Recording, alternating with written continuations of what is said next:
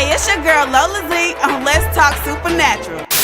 Spirits, demons, ghosts, spiritual gifting, and paranormal activity. It's about to get raw and uncut. Ain't nobody talk about this here on LTS Radio. That's crazy, right? Yeah, I know. Listen to this show on Blog Talk Radio. Yo, it's your girl Lola Zee, host with the most, and my co-host Malik Williams. Y'all know what it is. I'm back in the flesh as always. You know what I'm saying. You know and today we talk about life as an empath. Okay, what y'all got over there? You an empath? Yes, I'm an empath, but we also got to talk about the spirit of the day, Pan. And I'm going to read a couple of stories to y'all, you know what I'm saying? We're going to talk about a lot of stuff.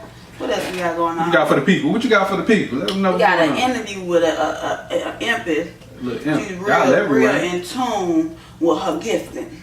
I wonder, so is it more females that's empaths or more men? I don't know. You know what? In the group was like maybe 2 men. I think I seen on the post that said there was an empath. What is an empath? Let me know, what is an empath? An empath is a person that has a gift to absorb another one's emotions. So meaning, say if you walk in a room, right, and it's a crowd of people or whatever, and you start feeling different emotions, it's because you're absorbing the different emotions in the room. Or you might feel something could have just happened before you walked in the room. Right. And it's a vibe in the room because of what happened. Now, you wasn't there. Now, once you walk into the room and everybody turn and look at you and then you feel that feeling like something just happened, it's because you're absorbing the emotions in the room. Or even when, it's somebody that, it don't even gotta be nobody that you're close to. Most of the time, the empaths, they draw people to them, people they don't even know. Like, a lot of people come to me and just be telling me all their problems, and I never understood why until I figured out who I was and what I was. Right. They just tell me their stories. Like the other day, a man came to me and I don't know him from Adam or Eve, and he was telling me that he was about to die, and his mother had just passed maybe 2 months prior to me talking to him, and he was about to die because he had a tumor in the back of his head. And he's saying, the doctor said if he has surgery, he might die, but if he don't have surgery, he's gonna die. So it was like a 50-50 situation. He just kept saying how depressed he was and how sad he was because he just want to be with his mom too at the same time, so he really don't care. It was just, as he was telling me, I kept feeling, I was getting real sad. Like, I was like, damn. It was hurting so bad. I didn't know what to say to him, so I had to leave the premises or the facility because it started my eyes started to water up, so I had to leave. It was a lot. Y'all remember, I don't know if you remember this, but when I first met you, you told me that you didn't know you was empath, but we was talking, I forgot what we was talking about, and you just came out and told me, you're like, I don't know why, everybody just keep coming to me telling me their story. Yeah. And then you were like, I don't know, it's just something about you, because I started telling you, I don't know what I was saying in that time period. I don't think it was nothing significant, I just felt like I can talk to you. You're like, people just start opening up to me, and I don't even know why. I just be sitting there just minding my business, and somebody may just come up to me like, Nita, what the hell? And you're like, look, I don't know what's going on. I ain't know you was empath at the time. I feel it. When I come around, it's just something like, I just need to talk to you, so to say. Not like you got something to tell me, but I just feel, it's like almost I feel comfortable talking to you. Right. Different types of empaths. You can have a prophet empath. You can have an energy empath, empaths that work off high frequency. It's like a ton of different type of empaths. Some empaths even have visions. So what type are you? What type do you think you are? It just all depends because sometimes I don't know, honestly. I think it's more of a high frequency empath, or I just don't pay attention to it. But now, after I'm learning, that I have that gift, it's like I'm paying more attention. So before, I thought it was just when it was really drastically something going on with a person. Like somebody could say, oh, I feel good, or try to pretend like they're happy, but I can still feel like something else is going on deeper within that person. Right. and you just start to absorb it. And they also say that empaths have the ability to heal somebody, and I do realize that, because I do have the ability, like, if somebody could be really sad, and then I could just come around and like their whole demeanor will change. Like, they'll start being happy, they want to go out. Like, I always thought it was just because I was a people person, but now I'm learning, oh no, this is the gift that I have. So high frequency, how does that work? So if something, like, I guess like a solar eclipse or something like that happening? No, well, maybe. It's all, when I say high frequency, it gotta be like a lot of shit going on. Like, with the person or? With the person in itself. Like, you just like, for instance, you got maybe your mom just passed. Like the dude, him. Right. Oh, so it's like a real, I guess I want to say a real traumatic situation? Yeah, it's gotta be real, like a real nigga situation. And I hate to say it like that, but it gotta be like something really going on with that person. That's what I feel. Unless, you know what I'm saying, or I don't know.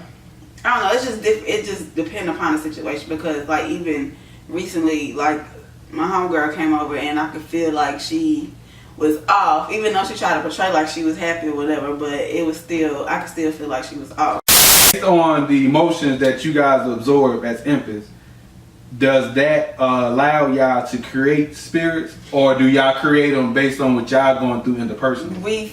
We create them. Well, we feed them, and when I say feed, it gives the spirit the ability to move things around and say shit. So the origin from y'all feeling from other people or from yourselves? Ourselves. So if I'm really, really happy, really excited, I can create a happy spirit or a happy person. So if I'm really, really sad, I can create a real evil ass. So then basically, y'all can just change the whole vibe of a whole environment, basically. Yeah, pretty much. Something like music. So if you hear some happy music, then it's going to make the whole atmosphere happy. If you hear that cookout music, you're going to bring out that barbecue, put that steak on the grill, make that thing sizzle a little bit. You know what I'm talking about? That's pretty much, you know, what they do. And I don't know. My experiences is just like, it's weird. And now, and since that I did learn that I actually have the gift to touch. So when I touch something, I get the emotion and I start to read into the emotion. But again, it was at a high frequency because it was an actual spirit around and a prophet around. And this another girl that was around, she got some type of gift, and I really don't know exactly what her gift is, but she was around. And I think it's because she's like a host for spirits or a ghost or something like that. So the prophet brought out the high frequency emotion through talking to her about her experiences, and that's when you start picking up on things. No, the high frequency was in the goddamn can that I picked up. Oh, you talking about that situation? Okay, yeah. I got you. Now, the situation you talking about is actually talking about the girl that I interviewed. Right. I actually did a reading on her as well. She was getting a reading from James Cato, and she's an empath as well, and I'm an empath, so it's just a whole bunch of frequency going around in this little ass room. And when I touched her, I began everywhere. I began to read her, and I just started spitting out shit like I knew her, and I wish we would have caught it on camera, but we didn't. Or whatever. As soon as I grabbed her right hand, James taught me that my right hand is my receiving hand, is receiving, and the left is what? Execution. So whatever I want to receive, I touch with my right hand. Whatever I want to put out, I want to touch with my left hand. So I took my right hand, I grabbed her left hand. And that's when I started to, I guess I was downloading. It was hard for me to get the information, so James had to walk me through it. Right. But I started to give the information after he began to walk me through, and once I let go of her hand, that's when I began to start spitting shit out. Oh, I got you. You know, this reminds me of, I don't know if you ever watched the show The X-Men. So, like, you ever heard of Rogue? I think that's what her name. She take off her glove. Yeah. When she take off her glove, she can absorb the powers of other mutants or absorb the life force of humans. That's what it sounds like to me. What you got? So it was crazy. That's what I be thinking when I found that. I was like, damn, bitch just rolled out this. Let me find out you out here like X-Men. Touch your shit. Put gloves on shit. Shut the fuck up. Don't touch it's kind of scary too, because I also learned that touching everything is not a good thing, because you can receive some bad shit, and then that bitch be stuck with you. You can't get rid of it. So damn, so you gotta be real careful. Yeah, that's crazy. Damn. Right. So that's my experiences as an empath. I'm always the person people are coming to.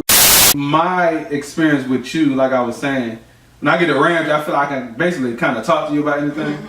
I just put it in a box of that you was just down to earth, cool as hell.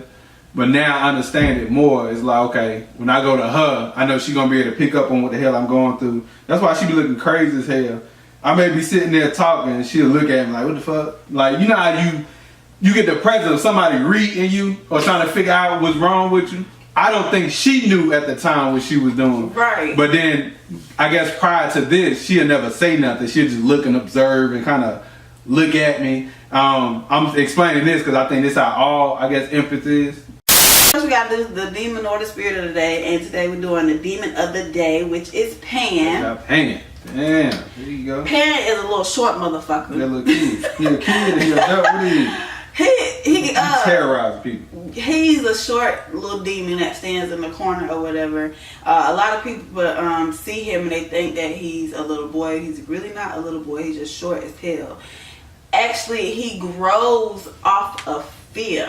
Okay, off so of he fear. turns to something way, way bigger. If you see him, he's normally in the corner. So if you see him and you get scared, next time you probably see him, he's probably big as fuck and even scare you. I saw him a couple times too. I don't know if you guys saw the movie Insidious. If y'all saw that movie, I don't know if it's on the first one or the second one. But she went outside, the star of the show, the lady, I forgot her name. She went outside to dump the trash, and then Pan, portrayed as a kid in the movie, looking like, I guess, like a ghost, you would say. As she went outside to dump the trash, he started playing a record and dancing to the music or whatever.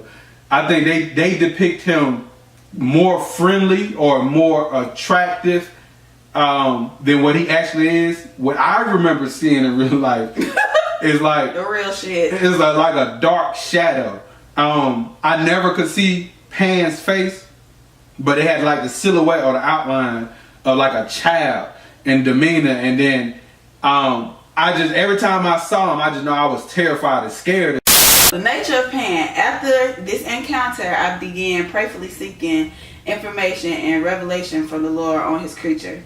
I found that he was a mythological Greek creature. Many creatures or demonic spirits that have been called mythological gods are not mythological at all. They are real in the kingdom of darkness. Pan's appearance is with horns, ears, and legs of a goat on a man's body. His sudden appearance was supposed to cause terror, similar to a stampering herd. The word panic is derived from his name.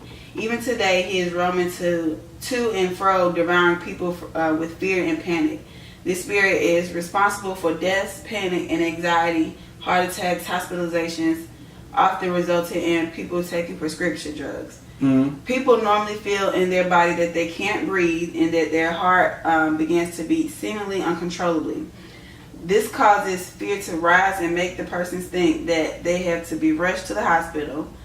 One of the ancient practices to worship Pan was to have immoral parties to him. Perversion is also one of the common tactics from the spirit. People who give into his plan allow Pan to create bondage and shame upon their lives. This results in major torment, high anxiety, physical heart pains, and feeling of insanity as well. That's crazy. So that was what the man who had actually experienced. I'm gonna read his story that he posted also. That was what he researched and found.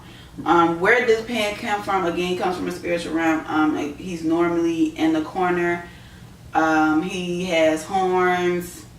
He starts off like a little boy. He has hooves as feet, kind of like a horse. The rest of his body that is small. And also the article that I was reading, where I got the nature of Pan, the person who wrote that, the reason why he got that and went and researched for that information is because he actually witnessed Pan himself, and his story is a little bit shorter. It says, about 6 years ago, I had a visitation of what I would call a creature from the ancient world of darkness. I was living in a cabin tucked away in the mountains of the Carolinas. In the middle of the night, I woke and went into our restroom. I suddenly heard our cabin door open, and the sound of 2 animal hooves began walking across the hardwood floors. I looked, and there stood a demonic beast that had the appearance of a goat from the waist down, and the upper half was in the shape of a man with 2 horns coming out of his head. I immediately felt my heart begin to beat immensely with fear and panic, and then I realized this was being sent from the beast. I knew this visitation was not from the Lord. So again, it's the same thing. Same situation. Small waist, hooves for feet, big ass top body. It doesn't say it feed off your fear? Yeah, it feeds off fear. So what I gathered from the movie, I haven't saw it in, I guess, its truest form. The movie was depicting it, and from my information and studies on it, that it starts off as a child. I think that's the allow it to be in your dwelling, your house, and from there, the more fear you give it and feed into it, it starts to grow and transform to its real form, right? Which is the one with the hooves and everything like that, yeah, and with the horns. Now I haven't saw that, but I'm not trying to either. I ain't trying to see that shit either. We got Cherry Berry in the house tonight. Cherry, say what's up to the people. What's going on, y'all? Now, Miss Cherry here is a very, very sensitive empath. Now, I don't know which type of empath she is, but she is definitely one. You are looking forward to signing up for the school, right? Oh, to yeah. get training. So she'll know more details. But as of now, she is an empath and she has a lot of experience in it. So we have her here today since we're talking about it, and we're gonna go over a lot of stuff with her. Cherry, when was the first time you realized that you had this gifting? I was probably in middle school. I was an early teen, and I'm guessing it came from my mother because my mother's the very, very same way. But what really confirmed it for me was actually this one time when I was with a group of friends, and we were playing a game. You know, basically they called it like confessions. I was blindfolded, and I just started talking. Right. And during the conversation, I had this feeling like right above my heart that kind of seemed like shock, you know, and I felt where it was coming from, so I immediately turned to my right and I was like, why are you so shocked? And everything around me just got very, very still to the point where I had to like take off my blindfold and everybody was looking at me like, where did that come from? Yeah. You know, so I was like, no, for real, though, who was it? There was only 2 people to my right, and his name was David. I do remember that much. His name was David. He was like, yo, that was me because like what you said was just freaking bananas. I don't even remember what I said at that point to make him do that. But ever since then, I was like, yo, that's really crazy, you know? So ever since then, it would be like crazy stuff. Like I would be at school, you know, in my class, and I would have like a girl sitting beside me and I would just look at her because I would feel something, like I would go through an emotion and it wasn't me. Right. I didn't have any kind of thoughts toward an emotion of anger. I'm not a very, very angry person. Right, you don't seem like that either. Yeah, you know, so it took me a while to just kind of, you know, understand that, oh, okay, I was feeling somebody else's emotion. Right. But it wasn't until I was a young adult before I discovered and understood what it was. Because whenever I heard the word empathy, you know, it was just kind of like sympathizing. So right. I just kind of kept it at that and just kept it moving. But then, of course, you know, as I got into researching a little bit deeper, I was like, holy shit, that's me! So ever since then, you know, I just try to keep myself open to everything that's going on around me. Then I started picking up like all of these crazy emotions. You know, somebody would be angry and then, you know, they'd be smiling in my face like, hey, how you doing? And I was like, yeah, you pissed? What you pissed about? You know, and it would take a while for them to get into that conversation like, oh my God, I was so pissed when I walked in here. I was like, I know. Wow. So tell me about it. What's going on? And then they just go into this whole spiel. Now, mind you, these are people like I didn't really know. I considered them associates, so they weren't really that close to me to be really opening up to me the way that they did, but they did. Right. And I was like, oh, okay, cool. Wow. You know, and I would try my best to help them through it. And, you know, sometimes I would give them advice. To me, it was just kind of off the top of my head. I always thought it was bullshit. You know what I mean? Just trying to comfort somebody because I'm that's what I try to do. If I feel like there's something uncomfortable going on with you, I'm going to try my best to try to comfort you through it. You know what I mean? Right. But then, like, after a while, they were like, yo, that's some deep shit. And so, okay, empaths are known to, like, really go through a lot of sicknesses, a lot of drainage. Like, so how is a typical end of the day for Miss Cherry when you get home? Very exhausting. I don't care. Like, I could literally be doing nothing that day, and I was still be tired. Like I will still be like, oh my God, there's just something overwhelming about this day, and I just have to decompress. Always tired, always overwhelmed, always on edge. It's always something, you know, and there's no reason for it, but it's always there. Have you mastered how to heal people, help heal people, or is it more of a I'm gonna just give? I wouldn't say advice, because advice can turn into a healing as well. So what do you think that you mastered that, or? I want to say no, and the reason why I say that is because it's not like that with everybody. You know, 'cause there are some times when somebody will come to me with a problem, and I'm like literally like, I have nothing to say to you right now. You know, and sometimes it's like I can't even feel, you know, what's going on in the moment. You know, I can't feel my environment. So like when it's dead to me like that, then I just know that, yeah, there's just no way that I can help you. So I know that in order for me to be experienced with it, you know, I have to work my way through that, and I just haven't found that yet. All right, okay, see, I can feel that. Now, I also seen in the group, since you are in our Facebook group, I seen that you said that you are a toucher. Yeah. An empath. That's another type of empath, because there's like several different types of empath. And you are a toucher, which means you operate off frequency as well. Yeah. So what is that? Can you explain to people exactly what it means to be an empath and being a toucher, an empath toucher? Well, for me, I know that it gets different for a lot of people, but for me, beauty is what drives me. And beauty is my sole comfort majority of the time. So as I'm going throughout the day, I might see something where I'm like, oh yeah, there's something about that, and I have to touch it. And when I end up touching it, it makes me feel a certain way. It doesn't necessarily have to be happy, but it grounds me, if that makes sense. Okay. Like it becomes part of my world, you know? Right.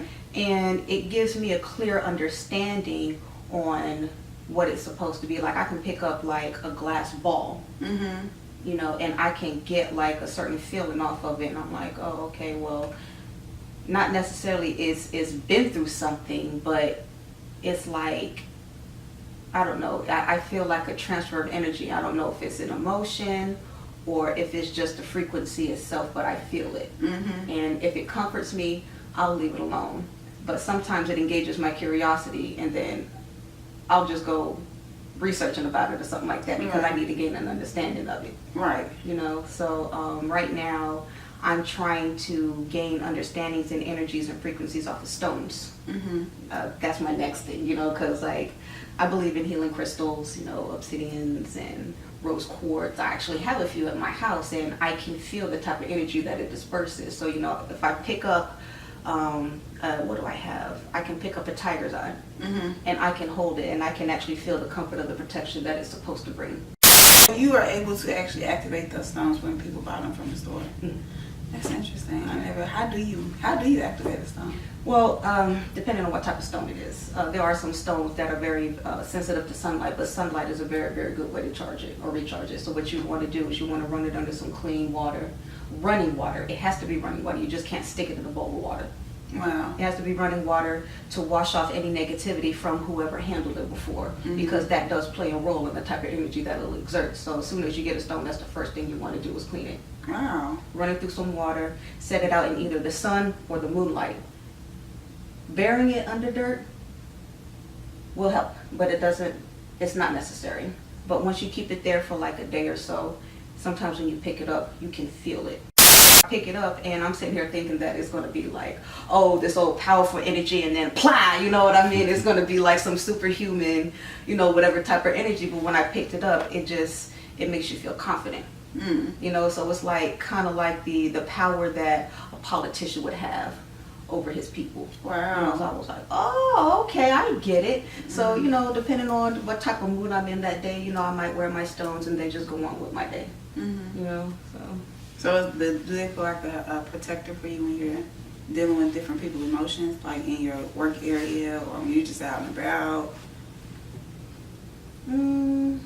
Not necessarily protecting, but It helps the build your energy, yeah, it gets me through the day. Okay. I get what you're saying. Okay, so what is like something that's a very memorable experience? I know you told us about the I was sitting in a circle and you had a blindfold on, but what's another experience that's very memorable when it's dealing with your gifting? Let's see. When I'm close to somebody, I have best friends, of course, throughout my times, and when I'm close to them, sometimes I would be able to feel when they need me. Mm-hmm. You know, I'll just get like this sense of urgency. All right. And it's like, yo, I need to talk to this person. I need to talk to this person. And sometimes I'll brush it off because maybe I miss them. You know, but if it gets strong enough, I'll call them and they're like, yo, I really needed to talk to you about something. And I'm like, damn it, you know, I could have called you 2 days ago about this. What's really going on? But by that time, you know, whatever it is that they're going through, it builds up, and over the phone it's just crazy. It's so overwhelming, whatever it is that they're going through. So if they're extremely happy, you know, I can feel that. They don't even have to be, oh, you know, with the voice and, you know, the inflect in their voice, you know, the volume in their voice. They don't even have to go through all of that with me. You know, they could just be on the phone. I'll be like, yeah, you're really, really happy about that. You know, like, yeah, I mean, yeah, I am. Right. You know, if they're really, really sad, you know, I can feel that to the point where, like, tears start falling down my eyes. They even Right. tell me what's going on, but I'm like, yo, wait. What's going on? And I remember one time I woke up in the middle of the night because I just had this feeling that I had to go visit my best friend at the time. She lived down the street and around the corner from me. Her name was Kirsten. Mm-hmm. And I wasn't allowed to go. I wasn't allowed to go outside, but I did. So I ended up Sneaking sneaking outside. out. Yeah, I did. You know, I started popping rocks out her window and stuff like that. And I'm like, yo, what's going on? You know, not necessarily going, are you in trouble? Are you okay? It's just like, hey, what's going on? You know, I know it's a little weird for me to be visiting you, but what's up? And this one particular night, she told me that she wanted to die. She wanted to commit suicide. Wow. And she was going to do it that night. That's crazy. Yeah, I hate it. Sometimes it really does get on my nerves because it puts me in situations that blindside me, because like if I can at least get that much, So you would know then what I'll you're know walking into. exactly. you Right, know? that's So crazy. I hate it. Walk up on your friend, she's talking about she getting ready to commit suicide. Like, kind of go over exactly what a life number is and how do you get the formula for it, and what's the purpose of it? All right, so your life path number is supposed to be the number that dictates what it is that you are, the main purpose, the main mission, the goal in your life, the reason why you were put here. What it's based off of is your complete birthday, month, day, and year. Now, the way that you have to calculate it is not necessarily going, okay, well, you know, like say my birthday is May 9, 1983, right? Okay. It's not going, you know, 5 plus 9, you know. Mm-hmm. And then whatever. So like you actually have to break down the year first, make sure that you get all that down, and then add it all up. And what you would want to do is you would want to take that number and simplify it all the way down to the most basic number, the most raw number is what they call it, numbers 1 through 9. Mm-hmm. And you would add all the numbers together. So say like, okay, so I need a piece of paper or something like that. So 1983, 1 9 is 10, plus 8, 18, plus 3, 21. Right. And then you add 2 and 1, so you have 3. Right. So you would have 5 plus 9, which is 14, plus 3, 17. Mm-hmm. 17 is too big of a number. You don't have that, so you would add the 1 and the 7. So my life path number is 8. Right. Now, 8 is the gift of intellect. And it makes sense because I'm a very logical person. Mm-hmm. So if it doesn't work to my logic, it doesn't make sense, I automatically dismiss it. Right. Let's see. I know that there's one number that means intuition, which basically means that not necessarily you're a psychic or anything like that, but you actually use your creativity to help others. How is your sex life with being an empath? Is it more intense? Yes. You have sex, or like what is that like? Yeah. It is very intense because it's not just your emotions that you're soaking in. Right. You know, some people just do it for the feeling, Mm-hmm. but to me, absorbing the emotion of whom I'm with, it plays a factor on how everything goes like with who I'm with now. Like sometimes I can just tell when it's just, yeah, I'm doing it, just because. I'm like, okay, well, you know what? You're not putting your heart into this, so I can't feel anything. And if I can't feel anything off of that, then of course, it's a turn off for me when I'm doing something that intimate. Right, so you really can't get into it. Yeah. So it's like, I've been there before. That's why I had to ask you that question too, because I wanted to see if you was getting the same thing that I be getting. Yeah, like sometimes I know this is getting a little TMI, but sometimes he'll walk in and be all seductive. I'm like, oh hell yeah, and then in the middle I'm like, what the fuck you angry at? Wait a minute, what's this? And now we gotta talk. Right, now we gotta stop, put this whole thing on pause. Let's rewind, figure something out. We gotta fix it, because that's it. It's just a major turn off, and then he's not satisfied, so it's just just stop the whole situation. Yeah, and like I said, because I'm a toucher, I have to be very hands-on, because that's the way that I can actually gauge it. You know what I mean? Right. And sometimes, when if I don't want to gauge it, I'll just, I'm like hands off, like, okay, you can tie me up. I don't need my hands right now. Oh my goodness. Okay, so like, in your relationships, how do you deal with like being in a relationship and taking on another person's emotions?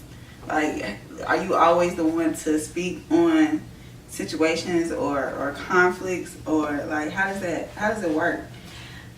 I don't like conflict, so I usually go through the day just knowing that something's there, or something's wrong, or something is up. And I usually just try to sneak my way around a conversation to see if I can kind of open it up, and that's the way that it is. I'm not very, very blunt, particularly with the partner that I am with right now, because he's not really too believing in this type of stuff. Right. He's actually he's going for his master's in psychology. Oh, so man. to him, it's all in the mind. Right. Well, it's more than that, but I can't talk him out of that. So actually bouncing off, information, and, getting engaged on, that type of, that subject it gets a little difficult. So I literally have to tiptoe my way around that until I can get him to understand it. Some of it he does, because what's starting to happen is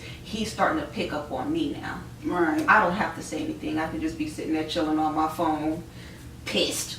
But I'm on Facebook. There's a lot of funny people on Facebook, a lot of funny videos, and I'll be laughing my way through it, and he's like, what's wrong? What? What do you mean? And something's wrong, you're angry. You used to be a teacher or a trainer for a class of infants. What information do you have to give to them today? First and foremost, breathe. That's the very, very first, because sometimes when you go through it, you really go through it to the point where you don't even know that it is literally suffocating you. And without those breaths to release some of that pressure, some of that energy, it will bog you down very, very, very quickly. For people who are just starting, people who are saying, I don't understand, I don't know, you're going through whatever it is that you're going through, sometimes it is going to have to come to that point where you're literally just going to have to slow down. You're going to have to stop, and there is this little voice in the back of your head that is telling you everything. Not necessarily your conscious, not your subconscious, but it's this voice that's telling you everything that you need to know. If you were going to look for it, well, where it is with me, it could be somewhere different with somebody else, but it is literally at the base of my skull to my right. It sounds like a spirit guide. Yeah. That's what it sounds like to me. And it sits like right at the base of my skull to my right. And I hear it. But sometimes, just like everybody else, they don't listen to it. And when you think back on what it is that you were supposed to hear when you go through something, that was another one of my lessons, one of my teachers right there, because it would tell me before I go through it, and I would never listen to it, so I never got it. Right. Until I thought back on right before that happened, what was going on. Oh, there was this voice telling you, brace yourself for what? So there is this voice that you do have to listen to, and it can be hard to hear because of the fact that you have everything else going on around you. Meditating helped me out a lot, because of the fact that you're going through so many emotions, you don't know what's yours, you don't know what's everybody else's. So when you start to meditate and you start to ground and center yourself, you can actually exclude that and literally put it to the side and go, oh, okay, that was me, that was all me, or that was my friend, that was my mother. Oh, you got kids? I have 2 girls. All right. Do you think any of your kids are gifted? My oldest. Really? Yes. What do you think she's gifted with? I don't know yet. She tells me that she sees things, like literally sees things that's not supposed to be there. She thinks my house is haunted right now. She probably clairvoyant. Yeah. What is that? The sleep. You can see The sleep thing. sleep paralysis. Yeah. You say she has that a lot? Yeah. But when she goes through it, she literally sees things. You know, one time she told me she saw an evil clown standing right at the foot of her bed while she was experiencing sleep paralysis. Wow. So I know it's her. It has to be a generational thing because my mother sees things to this day. I didn't know. I was speaking to her today. To this day, she still sees stuff. You know, and it just gets to the point where like she literally just walks around because she's like, I just don't want to, you know, bother it. You know, she told me this one time where she woke up in the middle of the night and there was this figure standing right in front of her closet. It started in her bathroom in front of her shower. Then it went to, and then another night it went to her bathroom door. And then another night it was by her closet. So that by that point she was like, okay, what the hell? And it spoke to her. You know, she was, it literally, do you know who I am? And she said, yeah, I know exactly who you are. And he was like, who am I? And when she opened her mouth to answer him, she answered him in tongues. So after that, he disappeared. But when I asked her, I was like, so who was it? She was like, it was the spirit of seduction. What the fuck? And I was like, how did you know that? She said, because my spirit told me.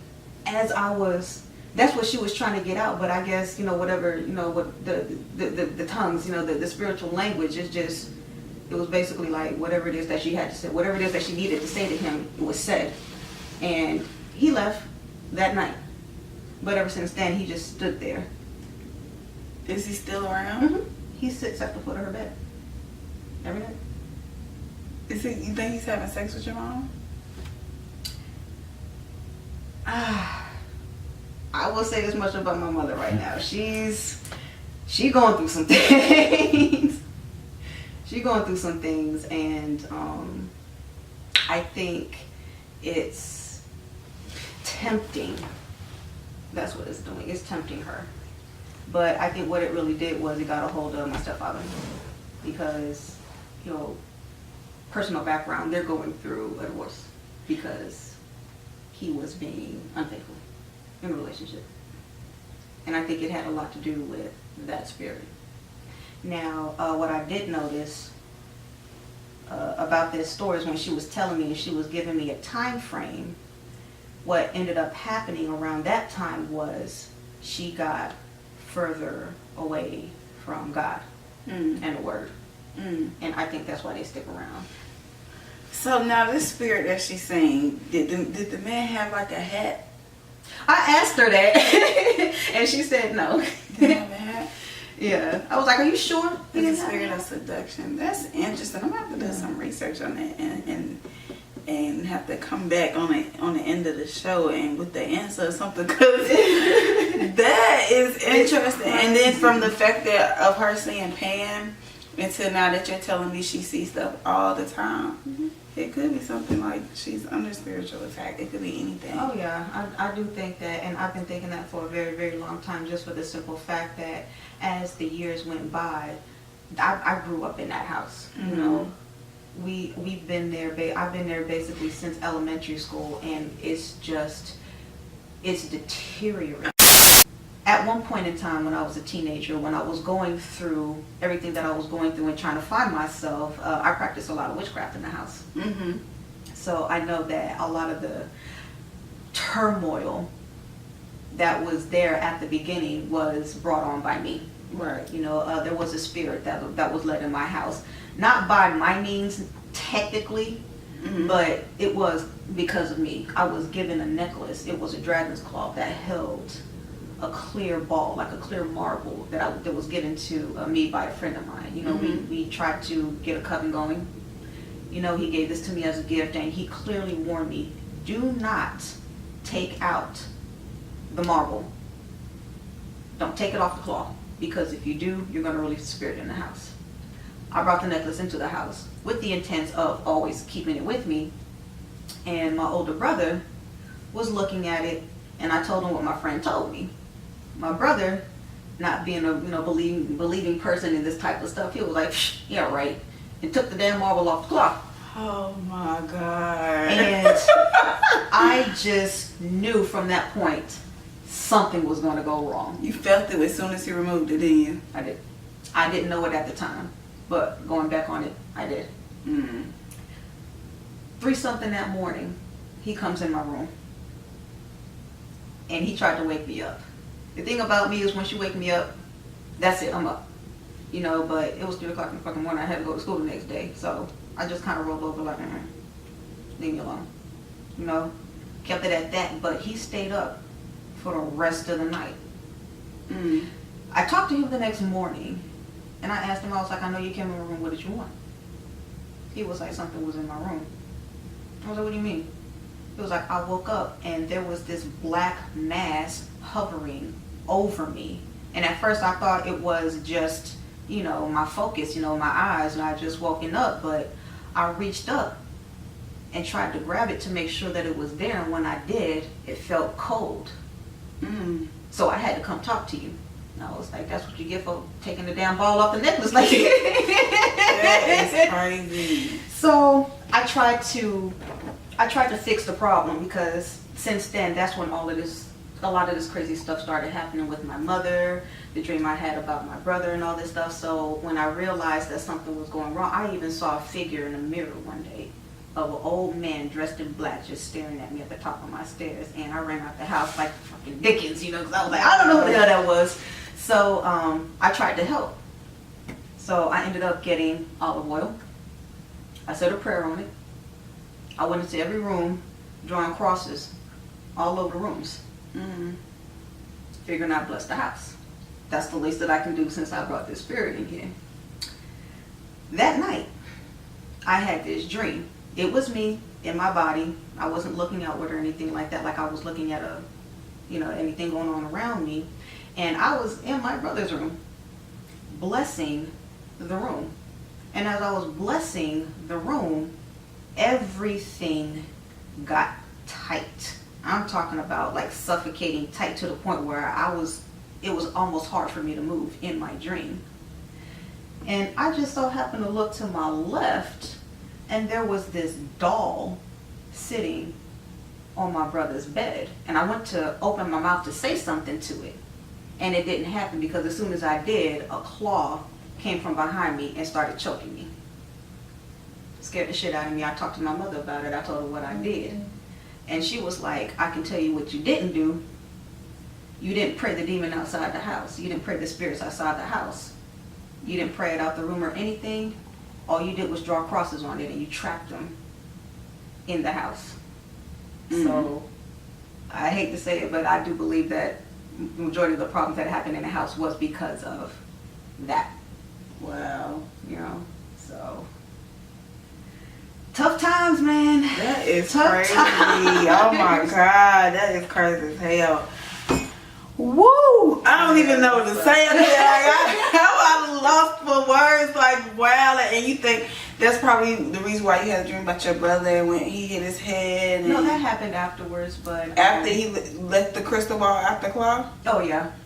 Wow. And then of course, like I've had friends spend the night over my house, and they'll never do it again because they was getting dragged out of my bed. Stop. You know what I mean? And I was like, what the hell did I do? What did I do? So since then I really tried to stop messing with it. You know, so a lot of the stuff that a lot of the visions that I've had, a lot of the things that I've seen, it doesn't necessarily happen anymore because of the fact that I didn't necessarily reject it, but I stopped doing that. Advice on the show, for my empaths out there. What you got? My advice to you is learn how to control your emotions. Especially if you're a scaredy cat. Say it like that. Just learn how to control your emotions and decipher from your emotions and somebody else's emotions. Understanding that everybody is gifted and have a sense of, I guess, power or gift, even though you may not acknowledge it, recognize it, or understand it, is that everybody has it. Just because you may not be an empath, you have some sort of gift, and it's up to us to unlock it.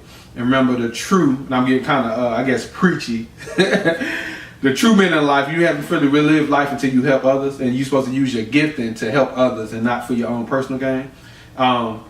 Once you understand that everyone is gifted and start seeking that gift, whatever it may be, and it may be the simplest thing to you, it may seem easy or normal, and others may be in amazement as you're doing it, but to you, because you've been doing it so long, it comes easy and naturally that you don't understand that it may be a gift. And so if you understand that and seek knowledge, especially from the school of James Cato of the supernatural, you'll be able to unlock that gift more and understand it. Just sign up for the school. Just sign up for the school. Just sign up. You're going to find something in there. Get some type of information. Whether it's on your gifting, the spirit you're dealing with, supernatural, people around you. Right. Them haters, anything. And of course, y'all already know what I'm going to say. Any questions, thoughts, comments about the show, dreams you want to interpret, questions you want to ask them, it don't matter. What you want to hit me. Yeah, and if y'all got some, even after y'all see this, if y'all have any topics that y'all want to talk about personally, let us know. Send it in. What's the email address again? LTS Radio at jamescato.com. Let them know. Let the people know. want to talk to me. Talk to me. Talk to them, man.